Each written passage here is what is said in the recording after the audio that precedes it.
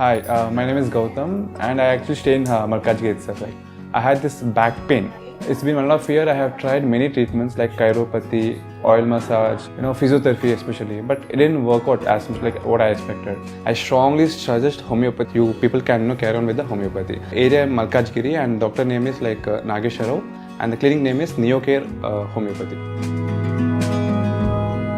ఓం మహాగణాధిపతయే నమః. ఓం గురుభ్యో నమః. ఓం శ్రీమాత్రే నమః. పరమేశ్వర స్వరూపమైనటువంటి జ్యోతిష, వాస్తు మరియు ఇతర అనేకమైనటువంటి శాస్త్రములను మనకు అందించినటువంటి మహర్షులకి నమస్కారం. హయగ్రీవ హయగ్రీవ హయగ్రీవేతి యో వదేత్తస్య నిస్సరతే వాణీ జన్హుకన్యా ప్రవాహవత్. అరుణాం కరుణాతరంగితాక్షీం ధృతపాశాంకుశపుష్పబాణచాపాం అనిమాదిభిరావృతాం మయూకైః అహమిత్యేవ విభావయే భవానీం. శ్రీమాత్రే నమః. ప్రేక్షకులకి ఆ లలితాంబిక అమ్మవారి యొక్క అనుగ్రహం పరిపూర్ణంగా కలగాలని మనస్ఫూర్తిగా కోరుకుంటూ మనం ఈరోజు చెప్పుకోబోయేటువంటి టాపిక్ ఏమిటి, మనకి గోచారంలో బుధగ్రహం నీచ స్థానంలో ఉంది. అది ఎప్పటి నుంచి ఉంది ఏమిటి అని చెప్పి చూసుకున్నట్లయితే 7 మార్చి నుంచి 26వ తేదీ వరకు మార్చిలో ఉంటూ మరలా మేషంలోకి మళ్ళీ మీనంలోకి వచ్చి దాదాపుగా ఏప్రిల్ అంతా కూడా ఉంటుంటుంది. అదేవిధంగా శనికుజుల యొక్క కలయిక 16 మార్చి నుంచి 24 ఏప్రిల్ వరకు కుంభరాశిలో కలిసి ఉంటుంది. అదేవిధంగా మరి ఈ రెండూ కూడా బ్యాడ్ కాంబినేషన్స్. మరి ఏదైనా ఒక మంచి ఉందా అంటే రవిగ్రహం ఉచ్చస్థితిలోకి వెళ్ళబోతుంది. ఎప్పటి నుంచి? మార్చి 14వ తేదీ నుంచి. కాబట్టి ఈ యొక్క గ్రహస్థితులను అనుసరించి మనకి ఈ గ్రహాల యొక్క స్థితి వల్ల ఏ విషయాల్లో ఖచ్చితంగా జాగ్రత్త వహించాలి, ఏ విషయాల్లో బాగుంటుంది అనేటువంటి విషయం ఇప్పుడు మనం తెలుసుకుందాం. ఒక్కొక్క లగ్నరీత్యా, లగ్నం తెలియని వారు రాశిరీత్యా చూసుకోవచ్చు. వృషభ లగ్నము, వృషభ రాశి. వృషభం వారికి కనుక చూసుకున్నట్లయితే ఇప్పుడు ఈ బుధుడు ఎవరైతే నీచ పొందుతున్నాడని చెప్పుకుంటున్నామో ఈ 2 నెలలు కూడా మార్చి ఏప్రిల్ మాసాల్లో, అదేవిధంగా ఈ యొక్క కుజుడు దశమ స్థానంలో శనితో కలుస్తున్నాడు. మీకు కలిగేటువంటి ఎఫెక్ట్ ఏమిటి, రివర్స్ ఎగ్జాల్ట్ అవుతున్నందుకు మీకు కలిగే మంచి ఏమిటో చెప్తాను. ఈ బుధుడు నీచ స్థానంలో ఉన్నందుకు బంధువర్గంలో లేదా సంతానానికి మీరు చూడండి, ఒక్కోసారి ఏమవుతుంది, సంతానానికి డబ్బులు ఇస్తారు. నువ్వు బిజినెస్ పెట్టుకోసారే మంచిదే, సంతానానికి హెల్ప్ చేయాలి. తల్లిదండ్రులే ఇవ్వగలుగుతారు, అందులో ఎటువంటి దోషం లేదు, చెప్తున్నాను గుర్తుపెట్టుకోండి. కానీ ప్లానటరీ కాంబినేషన్స్ అంటారు, ప్లానటరీ పొజిషన్స్ అంటారు, ఇవి సరిగ్గా లేనప్పుడు పాపం తండ్రి అప్పు తీసుకొచ్చి ఏదో చేసి తన పిల్లలకి ఇచ్చిన అది కలిసి రాదు. ఎప్పుడు? ఈ 2 నెలలు ఆ యొక్క విషయాల్లో వృషభ లగ్నం వారు లేదా వృషభ రాశి వారి లగ్నం తెలియని వారు ఈ తప్పిదం చేయకండి. ఎందుకంటే దీనివల్ల సంతానం పాడవడమే కాకుండా ఆ సంతానం నష్టపోవడమే కాకుండా ఆ సంతానం విషయంలో ఇబ్బంది వస్తుంది. అలాగే ఐవీఎఫ్లు, ఐఓఐలు చేయించుకుంటూ ఉంటారు వృషభం వారు. ఈ సమయంలో ద్వితీయ పంచమాధిపతి బుధుడు నీచ స్థానంలో ఉంటున్నాడు. సో వెరీ కేర్గా ఉండండి సంతానం పొందే విషయంలో. టెక్నికల్గా కొన్ని చికిత్సలు చేయించుకునే విషయంలో చాలా కేర్గా ఉండండి. ఇది ఎందుకు చెప్తున్నానంటే మనకి గ్రహస్థితి వల్ల జరుగుతూ ఉంటుంది కాబట్టి ఇక్కడ మనం నష్టపోకూడదు. ఈ నష్టం ఎలాంటిదంటే ఒక 5-10 సంవత్సరాలు వెనక్కి తీసుకెళ్ళిపోతుంటుంది. అందుకని ఫైనాన్స్ విషయంలో చాలా జాగ్రత్తగా ఉండాలి, సంతానం విషయంలో చాలా జాగ్రత్తగా ఉండాలి. అతి ముఖ్యంగా నిర్ణయం తీసుకునే విషయంలో నీచ స్థానంలో బుధుడు ఉన్నప్పుడు నిర్ణయానికి కారకుడు మీకు జాగ్రత్తగా ఉండాలి. ఇంకొకటి ఏంటంటే శనికుజులు దశమంలో సంచరిస్తున్నాయని చెప్పాను. దీనివల్ల కలిగే ఫలితం ఏమిటి అని చెప్పి చూసుకున్నట్లయితే ఇక్కడ ఈ శనికుజులు ఎప్పుడైతే సంచరిస్తున్నారో దశమంలో మీరు వృత్తి సంబంధించినటువంటి విషయంలో గుర్తుపెట్టుకోండి. వృత్తి మీరు ఏదైతే జాబ్ చేస్తుంటారో అక్కడ విపరీతమైన ప్రెజర్ ఉంటుంది, దాన్ని మీరు పట్టించుకోకండి. బికాజ్ ఆఫ్ ప్లానటరీ కాంబినేషన్స్ ఉన్నాయి.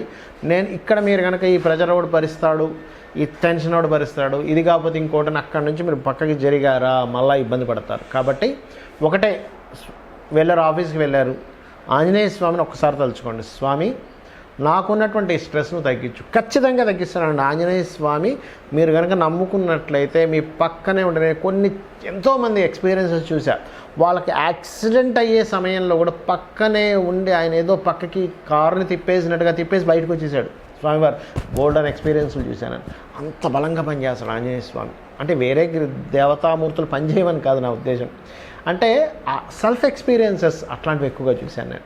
అదేవిధంగా కాలభైరవ అష్టకం దశమంలో శనికుజులు ఉన్నందుకు ఇవన్నీ కాదంటే నాకు బాగా అసలు ఉద్యోగమే లేదు, బాగా ఇబ్బంది పడిపోతున్నాను, ఈ శనికుజుల దశమంలో నాకు ఏర్పడింది, జన్మజాతకంలోనే ఏర్పడింది, ఇప్పుడు ఉండేటువంటి గోచారంలో కూడా గ్రహాలు అక్కడికి వచ్చి ఏం చేయాలి? సింపుల్, లలితా సహస్రనామాల్లో మొదటి లైన్ ఉంటుందండి, ఓం శ్రీమాత శ్రీ మహారాజ్ఞి శ్రీమత్ సింహాసనేశ్వరియే నమః. ఇది కనుక చేసుకున్నారు అంటే, ఇది చేసుకోవడం ఒకటే కాదు, వృత్తి కూడా అమ్మవారి అనే భావనతో చేసుకున్నారంటే ఖచ్చితంగా బాగుంటుంది. ఇక రవి ఎగ్జాల్ట్ అవుతున్నాడని చెప్పుకున్నాం కదా, 12వ స్థానంలో ఎగ్జాల్ట్ అయ్యేటప్పుడు రవి ఎప్పుడు కూడా ఆయన ఇచ్చే రిజల్ట్ ఏంటంటే, మీరు పెట్టే ప్రతి ఖర్చు ఒక మంచి దీనికి తీసుకెళ్తుంది, మీరు దానం చేయండి, ధర్మం చేయండి, ఒక ఇన్వెస్ట్మెంట్ చేయండి, మంచి దీనిలోకి తీసుకెళ్తుంది. అలాగే పూర్వీకుల ఆస్తులకు సంబంధించిన విషయంలో, ఎందుకంటే తరతరాలకి రవి కారకుడు అవుతాడు, పూర్వీకుల ఆస్తుల విషయంలో, రీసెర్చ్ చేసే విషయంలో ఆకస్మికంగా సడన్గా కలిసి రావడం కూడా ఇస్తాడు రవి 12లో ఉన్నప్పుడు. కాబట్టి ఈ యొక్క విషయాల్లో ఈ జాగ్రత్త తీసుకోండి. మరియు సప్తమాధిపతి నీచ శనితో ఉన్నాడు కాబట్టి వివాహ జీవితము, పార్ట్నర్స్ ఎంచుకునే విషయంలో కూడా కాస్త జాగ్రత్తగా ఉండండి. ఇక మీరు గోవుకి క్యారెట్లు, బెల్లము, గోంగూర తినిపించండి, అన్ని విధాలా బాగుంటుంది. ఇక్కడ యూనివర్సల్గా అసలు ఏం జరుగుతుంది, అసలు జాతకమే తెలియదండి, నాకు రాశి తెలియదు, లగ్నం తెలియదు, ఏమీ తెలియదు, మరేం చేసుకోవాలో కూడా చెప్తానండి మీకు. ఇక్కడ యూనివర్సల్గా జరిగేది ఏమిటి అంటే, నేను మీకు ఫిబ్రవరి నుంచి ఇండికేట్ చేస్తూనే ఉన్నా, జనవరి ఫిబ్రవరి నుంచి అల్లర్లు జరుగుతాయి, జాగ్రత్తగా ఉండండి. కొన్ని అల్లర్లు జరిగాయి, బాంబేలుళ్ళు జరుగుతాయి, జాగ్రత్తగా ఉండండి, బాంబేలుళ్ళు కూడా జరిగాయి. అదేవిధంగా సడన్ ఇన్సిడెంట్స్ జరుగుతాయి, నౌకాదళాల మీద కూడా కొన్ని ఇవి జరుగుతాయి, అంటే నీటిలో ప్రయాణం చేసే వాటి మీద సడన్గా అటాక్స్ జరుగుతాయని చెప్పాను ఛానల్స్లో. అంటే అదేదో నా గొప్పతనం కాదండి, 1% కూడా నా గొప్పతనం కాదు, మహర్షులు మనకు అందించిన గొప్ప విజ్ఞానం అని చెప్తున్నా. ఇదంతా కూడా ఇదేదో మనం ఏదో చదివేసుకున్నాం ఆస్ట్రాలజీ, అందుకే నేను గొప్పగా చెప్పేశాను, ఇదంతా తప్పు. నా అలా అనుకుంటే కంప్లీట్గా సరస్వతీదేవికి మనం, సరస్వతి అమ్మవారు మనకు అనుగ్రహించి ఇచ్చింది అనేటువంటిది మనం అర్థం చేసుకోవాలి, ఆ మహర్షులు గొప్పతనం అర్థం చేసుకోవాలి. వాళ్ళ పాదధూళి మనకి, వాళ్ళ పాదధూళి యొక్క అనుగ్రహం ఉంటే మనం ఈ మాత్రం ఏదో చెప్పగలం అనేది మనం అర్థం చేసుకోవాలి. అయితే ఇక్కడ నేను చెప్పేది ఒకటే, ఇదంతా ఎందుకు చెప్తున్నా అంటే ఇంకా ఉందండి. ఈ శనికుజుల కలయిక ఉంది, బుధుడు ఉన్నాడు. ఈ బుధుడు యూనివర్సల్గా ఏం చేస్తాడంటే, ఈ 2 నెలలు కూడా షేర్ మార్కెట్లో సడన్ అప్ అండ్ డౌన్స్ ఇస్తాడు. షేర్ మార్కెట్ గురించి బాగా తెలిసిన వాళ్ళు దీన్ని డబ్బు చేసుకునే వాళ్ళు ఉంటారు. షేర్ మార్కెట్ సరిగ్గా తెలియని వాళ్ళకి పరిస్థితి ఏమిటి అంటే, దీనివల్ల నష్టపోతారు. అంటే బాగా అనుభవం ఉన్న వాళ్ళు చూడండి, ఇప్పుడు మార్కెట్ ఉంది, ఈ పలానా సమయాల్లో రేట్లు తగ్గుతాయి కానీ ఒక నెల పోతే బాగా పెరుగుతాయని ఒక అంచనా ఉన్నవాడు ఏం చేస్తాడు, ఇప్పుడు కొనిపెట్టేసారా, నాకు తెలుసు 30 సంవత్సరాల ఎక్స్పీరియన్స్ ఉందంటాడు, కొంటాడు, పక్కన పెడతాడు, టక్కన రైజ్ అవుతుంది, అమ్ముతాడు, అప్పుడు బాగా డబ్బులు వస్తాయి. అలా ఏంటంటే షేర్ మార్కెట్లో విపరీతమైన ఫ్లక్చువేషన్స్ ఈ బుధుడు ఇవ్వనున్నాడు, చాలా జాగ్రత్తగా ఉండండి. ఇది అద్భుతమైన ధనయోగాన్ని ఇస్తుంది, అద్భుతంగా లోపలికి తీసుకెళ్ళిపోతుంది. సో ఫ్లక్చువేషన్ విపరీతంగా ఉండేటువంటి సమయం ఇది. ఇక రెండవది, ఇక్కడ రవి శనిని, కుజుణ్ణి, రాహుని దాటుకుంటూ తిరుగుతున్నాడు ఆయన. అసలు రాజకీయాల్లో మీరు మనకు స్వాతంత్రం వచ్చినప్పటి నుంచి ఇప్పటి వరకు చూడనటువంటి డిఫరెంట్ కోణాలు జరుగుతాయి దీనివల్ల. నేను ఇది ఫిబ్రవరి నుంచి చెప్పుకుంటూ వస్తున్నా, మరలా ఎందుకు గుర్తు చేస్తున్నా అంటే, గ్రహాల యొక్క ప్రభావం ఎలా ఉంది ఎందుకు చెప్తున్నానంటే, ఈ మాట చాలామంది తెలియక ఈ రాజకీయ సంబంధించిన వాటి మీద కూడా బెట్టింగ్స్ కాస్తుంటారు. దయచేసి వాటి జోలికి వెళ్ళకండి, ఎందుకంటే బెట్టింగ్ రిలేటెడ్ సంబంధించినంత బుధుడు కారకత్వం, ఆయన నీచబడ్డాడు అంటే అయిపోయింది. కాబట్టి ఈ విషయాన్ని గుర్తుపెట్టుకోండి. అలాగే మరి రాశి నక్షత్రం తెలియని వారు ఏం చేయాలో అని చెప్తా అన్న, ఏమిటది అంటే, శనికుజులు కలయిక ఉండడం వల్ల చేసే జాబ్లో, చేసే ప్రతి జాబ్ దగ్గర ఏదో ఒక తెలియని ఒక ఘర్షణ, మార్పులు జరుగుతూ ఉంటాయి. Because of Saturn is the working nature and worker అనుకుంటే, కుజుడు ఈజ్ ఫైటింగ్, ఈ కలయిక ఉంది ఇక్కడ. అలాగే ప్రతి బిజినెస్లోని ఏదో తెలియని ఒక స్ట్రెస్ ఉంటుంది. కానీ ఈ స్ట్రెస్లు, ఈ బిజినెస్లు, ఎందుకంటే బిజినెస్ కారకుడు అయినటువంటి బుధుడు నీచ స్థానంలో ఉంటున్నాడు. కానీ ఈ కాంబినేషన్ ఏదైతే ఉందో గుర్తుపెట్టుకోండి, దీన్ని అర్థం చేసుకుంటూ ముందుకు వెళ్ళగలిగారా సూపర్గా ఉంటుంది. బిజినెస్లో కానీ జాబ్లో కానీ. మరి కేవలం అర్థం చేసుకుంటే సరిపోతుందా అంటే ఏమీ లేదు. సింపుల్ టెక్నిక్ ఒకటి చెప్తాను, ఇది కనుక మీరు చేయగలిగితే లోకం మొత్తం ఎలా ఉన్నా మీకు మాత్రం చాలా అద్భుతంగా ఉంటుంది. గుర్తుపెట్టుకోండి, ఈ టెక్నిక్ కనుక చేయగలిగితే ప్రపంచం మొత్తం ఏమైపోయినా మీకు మాత్రం బాగుంటుంది. అదేమిటో చెప్తాను చూడండి. మీకు దగ్గరలో గోశాల ఉందండి, సింపుల్గా ఏం లేదు, పిడికెడు బెల్లము, క్యారెట్లు, ఆకుకూరల్లో సింపుల్గా గోంగూర కట్ట చక్కగా కట్ చేసి ఆ గోవు దగ్గరికి వెళ్ళి, దేశీవాలి గోవు సాక్షాత్ అమ్మవారే గోవు రూపంలో ఉందని భావించండి. అమ్మవారి ఈ రూపంలో ఉంది, అమ్మవారికి నేను తినిపిస్తున్నాను, నా అదృష్టం ఏంటనుకొని భావిస్తూ భక్తితో తినిపించండి. మీరే చూస్తారు పెద్ద ఆపద ఏదైతుందో ఆగిపోతుంది అక్కడికి. అమ్మవారి అనుగ్రహం ఉంటే ఆపద గీపద ఏమీ లేదు, అమ్మవారే చూసుకుంటుంది. ఆ రకంగా మీకు ఆ సపోర్ట్ అనేటువంటిది లభిస్తుంది. అయితే ఇక్కడ ఇంకొక విషయం చెప్పి మీకు ఒక క్లారిటీ ఇస్తా. ఏమిటది అంటే, మీ జన్మజాతకంలో గనక నీచ గ్రహాలు బలంగా ఉన్నాయి, ఇబ్బందికరమైనటువంటి ఉంది, వాళ్ళకి మాత్రమే ఎక్కువ ఎఫెక్ట్ ఉంటుంది. కానీ జన్మజాతకంలో విపరీత రాజయోగాలున్నా, ధనయోగాలున్నా, విపరీత ధనయోగాలున్నా, భగవత్ అనుగ్రహము అంటారు. అంటే గురుగ్రహం కనుక రాశిని చూస్తున్నా, లగ్నాన్ని చూస్తున్నా, జన్మజాతకంలో గురువు యొక్క అనుగ్రహం బలంగా ఉన్నా ఏమీ అవ్వదు. ఎలా అంటే, ఒక బుల్లెట్ ప్రూఫ్ వేసుకునే వ్యక్తి ఈ బుల్లెట్ తగులితే ఏమవుతుంది, అదొక బుల్లెట్ ప్రూఫ్ లాగా పనిచేస్తూ ఉంటుంది. అయితే ఇక్కడ మీకు అనిపించవచ్చు, ఏమండి మరి నాకు గురుబలం ఉందో లేదో నాకు తెలియదు, నాకు జాతకం లేదు, మరి ఏం చేయాలి? సింపుల్గా ఒకటే గుర్తుపెట్టుకోండి, గురుబలము రావాలి, మనం రక్షింపబడగలగాలి అంటే ఒకటి మీ గురువుని తెలుసుకోండి. మీకు చిన్నప్పుడు స్కూల్లో టీచర్ ఏదైనా విద్య మీకు నేర్పించిన వ్యక్తిని గురువుని తెలుసుకోండి. లేదా దత్తాత్రేయుడిని, జై గురుదత్త, శ్రీ గురుదత్త అనుకోండి, గురుబలం వచ్చేస్తుంది.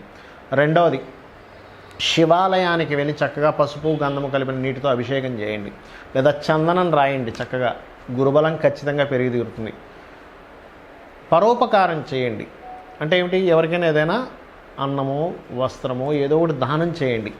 ఎందుకంటే దానం చేస్తే గురుబలం ఎలా పెరుగుతుంది అంటే, ఒక మంచి పని ఎవరికైనా సహాయం చేయడం ఈజ్ ఆల్సో గురువే.